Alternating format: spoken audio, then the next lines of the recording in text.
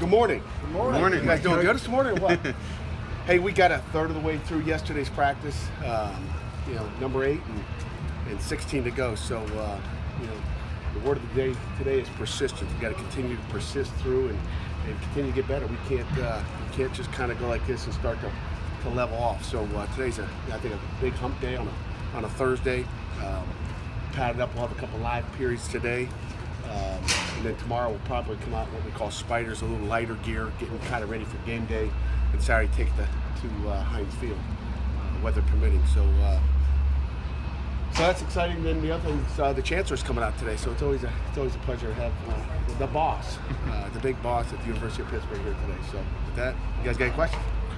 You seen any separation anywhere, especially in the secondary, of any guys that are really trying to separate themselves from the others? You know what? The one guy I'll mention, and I think I'm happy with where they are right now. The one puppy that I think has been a football player is DeMar Mathis. I mean, he's played special. He's a guy that for a young guy doesn't blink, and I've been very, very happy with him right now.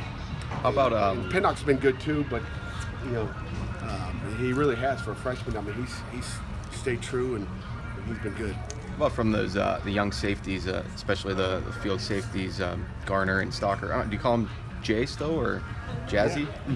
No, I call him Jay. Jazzy, I don't know. I think that's a Twitter name or something like that.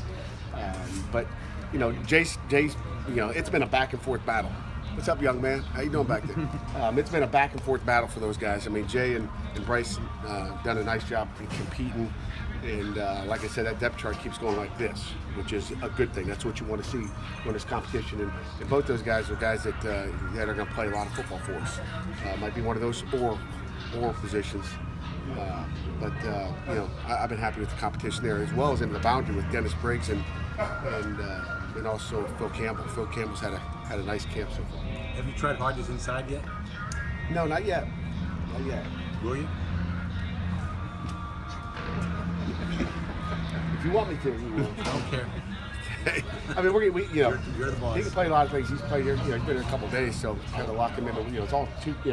Talk about new terminology. You might as well be a reporter out there on the field right now. It's a totally new job for him. Last year with that offensive line, you kind of had 5 guys that were sort of locked in, to their jobs. Do you feel like you have more moving parts this year, more different things you can try with the linemen? Maybe. I mean, you hate to mess it up too much. There's a lot of communication. You get used to playing next to your brother next to you, so you don't want to mess it up too much.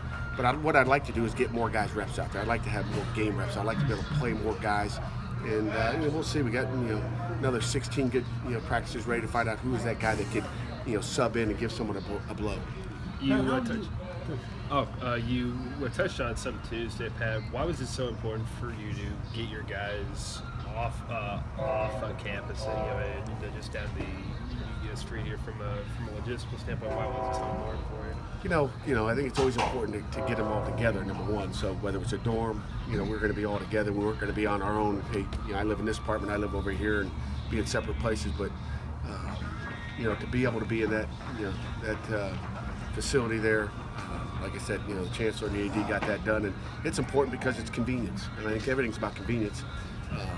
Whether it's our meetings, I would never want to go away to camp just because of our building and everything we've got in this building. You couldn't have the same convenience where you can, have a 3-minute siren, blow the horn, get to the next meeting, and you can walk out the back door and you're in your individual meeting room. And it's just convenience, and time management is so important, and that helps us with time management and rest. When you present that idea to the higher ups, was there much arm twisting you had to do? Or were they pretty? It was like, okay, coach, I think that's a great idea. And we took pictures last year, a year ago, of everybody just sleeping around, slumming around, and it was pretty clear. That's a great thing about our support here. AD, Chancellor on down is they understand. We don't try to ask for everything. Ask for what you need. And, they've been good. Do you have any early impressions on your 2 young running backs? You know what? That's a great question. Every day they get a little bit better. Sibley and AJ Davis. Todd's done an unbelievable job.